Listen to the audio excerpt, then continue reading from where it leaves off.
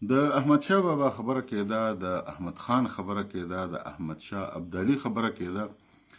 نن پکې حامد کرزی یو ټویټ کړی دی چې پاکستان زمونږه د مشاهیرو په نوم باندې د توغندوو نمونه ږدي. لومبي پکې هغه د غزنوي ذکر کړی دی. نو غزنوي خو نه پښتون دی او نه افغان دی، خو ترک دی، د سوبکتګین زوی و. نو لهذا خو د په افغانانو که راځي خو په پښتنو کې نه راځي. د غوري ذکر کړو، نو یقینا چې غوري په خټه کلک پښتون. د هغې نه علاوه د احمد شاه ابدالي ذکر کړی دی. احمد شاه ابدالي پلار چې کوم دی نو هغه د ایران د بادشاه نادرشاه افشار په فوج کې کمانډر و، او چې کله واپسې کې د یو مهم نه راتلله نو د ملتان په ځای کې احمد شاه بابا وزیږېده، لکه د هغه د زیږون ځای ملتان دی. دا ټوله علاقه د هغوی په ولقه کې وه. نو په دغه وجه باندې که د سدوزو د قبیلې احمد شاه بابا وو او بیا بارکزي ورسره په مقابله کې، نو د سدوزو نه پکې باچا جوړ شو او د بارکزو نه پکې وکیلان جوړ شو.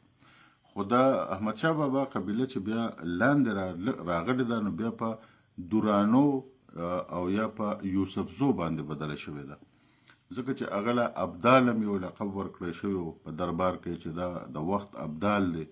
نو احمد شاه ابدالي ته جوړ شو، او بیا یې ولې یو خطاب ورکړو در دوران، چې دا د زمانې هیره ده، په ټوله دنیا کې دا یوه هیره ده، د ټولې زمانې دور دی. نو په در دوران بیانېده. نو هغه ټکي بیا را لنډ شو، نو دوراني ته جوړ شو. نو اوس د هغوی اولاد ځان سره ډېر دوراني حسابوي. خو به هر حال که موږ د سدوزو قبیله لاندې بیا وګورو، دلته په خیبر پښتونخوا کې، نو اکثره هغه عیسبزي دي او سدوزي پکې څه لږ ډېر شته، خو اکثره پکې عیسبزي دي او په ډېر لوی تعداد کې دي، او دا هم د احمد شاه بابا په اولاد کې راځي. نور اولاد هم شته، په کندهار کې هم اوسي، داسې په نورو ځایونو کې هم اوسي.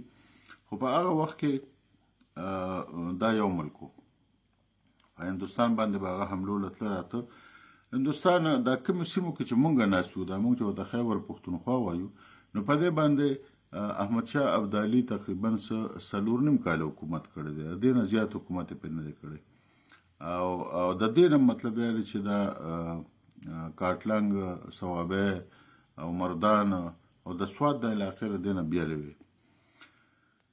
احمد شاه ابدالي خو ما تاسو ته وښو، تاسو به ورځ ما ته وایي چې ته احمد شاه ابدالي نه پېژنې. زه یې ښه پېژنم. کله چې ورته تاج په سر کېده، نو کله بیا هغه بابا چې راغی ورته وایي چې زموږ به څوک باچا کېږي. څلوېښت ورځې مقدمه شروع وه، جرګه شروع وه. بیا یو بابا راغی، موږ به ورته یو ازبک سړي ووایو، هغه راغی او دلی په سر کې د وږو تاج کېښود او دې ما باچا کړ. لهذا ټوله جرګه پې سلا شوه.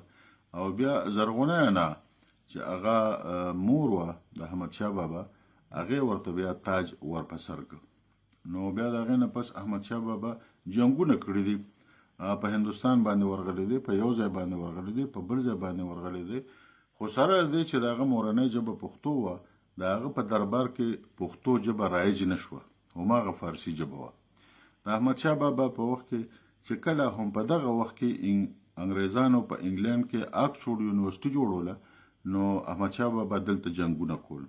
احمد شاه بابا دلته یو یونیورسيټي نه جوړ کړی، څه تحقیقي مرکز نه دی جوړ کړی، څه داسې یو کار نه دی کړی چې زموږ د پښتنو په خیر راشي، په پښتنو کې شعور را پیدا شي، په پښتنو کې پوهه را پیدا شي، او پښتانه د تعلیم او د تحقیق په میدان کې مخکې لاړ شي.